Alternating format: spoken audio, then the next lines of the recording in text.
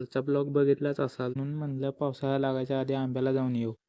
तसा पण संयम मुंबईला जाणारच होता 2 दिवसात. हिमला म्हटलं आंबं पाहिजेत ना, मग जिल्ही पकडायला लागेल. विघ्नेश आणि मी झाडावर चढलो.